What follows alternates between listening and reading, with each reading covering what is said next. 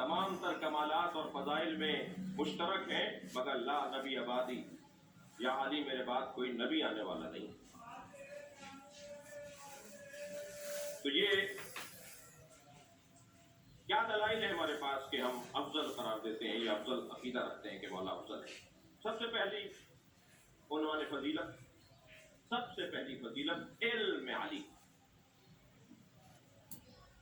علم علی۔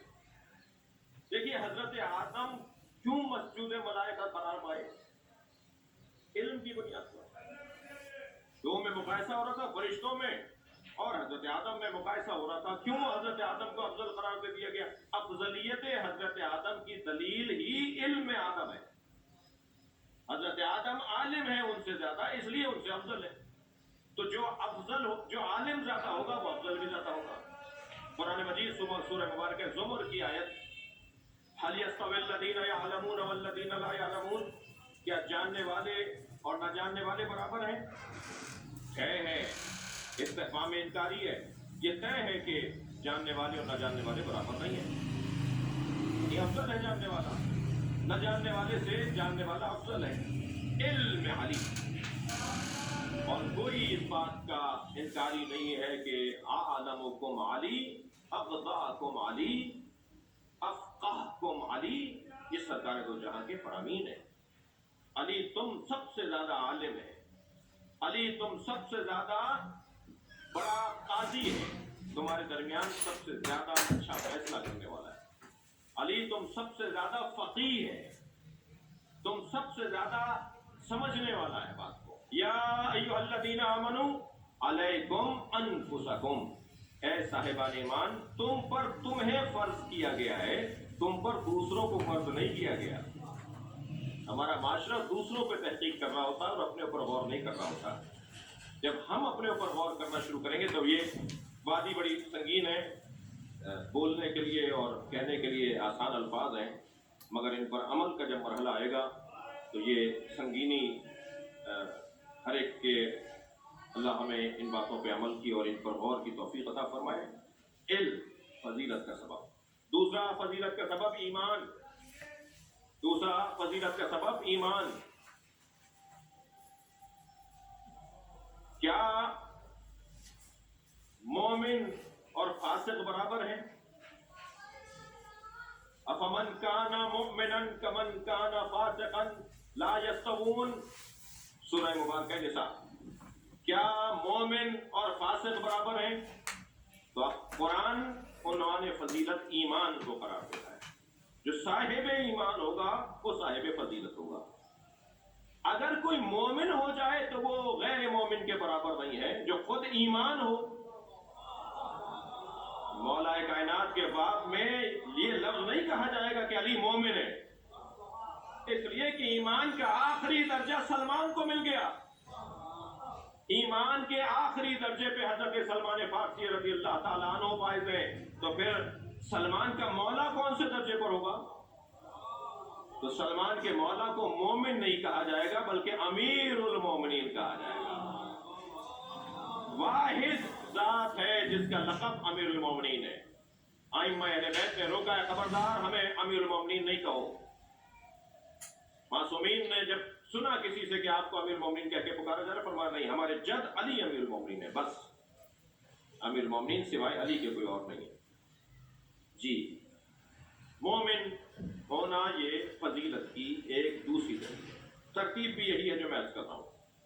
اور تیسری فضیلت، عنوان فضیلت، وہ ہے تقویٰ۔ علم، ایمان، تقویٰ۔ تقویٰ پرواہ اور احساس اور توجہ کو کہا جاتا ہے۔ تقویٰ احساس، خیال، خوف کو تقویٰ نہیں کہا جاتا۔ اللہ ڈرنے کے لیے اللہ کا وجود نہیں ہے۔ اللہ کی توجہ، اللہ پر توجہ، اللہ کا خیال، اللہ کی یاد، اللہ کا احساس، اللہ کا ذکر، یہ تقویٰ ہے۔ اور ایک ایسا وقت آ جائے کہ کوئی ایک لمحہ میری زندگی میں اللہ کے ذکر سے خالی نہ ہو، تو یہ ہے تقویٰ پروردگار۔ میں اور آپ تو تقویٰ اختیار کرنے کے لیے دلیلیں، مثالیں، جی اصول، قاعدے، یہ کریں گے تب تو متقی کہلائیں گے، ہوگا, لیکن جو تقوی کا نصاب مرتب کرے اسے علی کہا جاتا ہے. مولا علی نے 110 صفتیں, وہ بھی امام ابن عبادہ کا دم نکل گیا جو 110ویں صفت پہ مولا خاموش ہو گئے, ورنہ مجھے نہیں معلوم کہ یہ 110 سے زیادہ صفتیں جاتی ہیں. وہ مولا کا کلام سن کر اتنا اثر لے رہے تھے اپنے اوپر کہ چیخ مار کے روئے. دیکھا تو کچھ ہی دیر میں حمام کا دم نکل گیا تھا. مولا کی 110ویں صفت پہ مولا کے ایک چاہنے والے کا دم نکل گیا. کیا معلوم کہ ابھی یہ سلسلہ اور آگے بڑھتا. جی ہم پر بھی اس زمانے کے صحابہ کرام کا احسان ہے, جس نے جتنا برداشت کیا اتنا یہاں تک پہنچ گیا.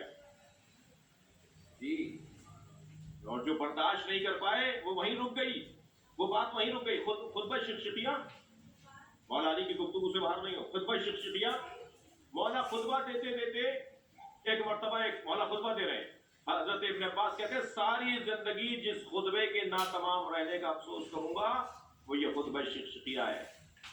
اگر علی اسے مکمل کرتے تو کیا سمندر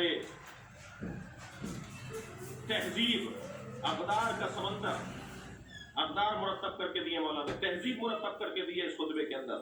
فرمایا میں ساری زندگی افسوس کرتا رہوں گا اس خطبے کے ناتمام ہونے کا. ناتمام کیسے ہوا, مکمل کیوں نہیں ہوا خطبہ مولا کا؟ مولا خطبہ دے رہے تھے, ایک شخص کھڑا ہو گیا, یا علی میں بصرے سے آیا ہوں, آٹا نہیں مل رہا. حضرت نے اپنے حضرت مالک اشتر کو مخاطب کر کے کہا کہ وہاں ایسا کیوں ہے؟ انہوں نے کچھ گفتگو کی. حضرت نے فرمایا ان کے لیے فلاں انتظام کرو, فلاں انتظام کرو. ممبر پہ تشریف فرمایا کر بصرے کے لوگوں کے آٹے کا انتظام حضرت فرما رہے ہیں. اس کے بعد فرمایا کہ دعا فرمانے لگے تو آوازیں آنا شروع ہو گئی. یا علی آپ کچھ کہہ رہے تھے؟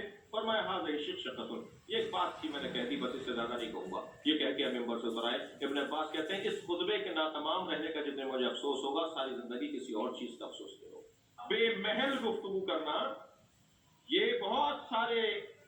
بہت ساری چیزوں کی راہ میں رکاوٹ ہے ہمارے معاشرے کے اندر آج بھی. اب وہ صاحب اگر تھوڑی دیر اور رک جاتے, آٹے کے مسئلے کو بعد میں بیان کر دیتے کہ جب مولا ممبر سے اتر آتے تو خطبہ بھی پورا ہو جاتا, انہیں آٹا بھی مل جاتا.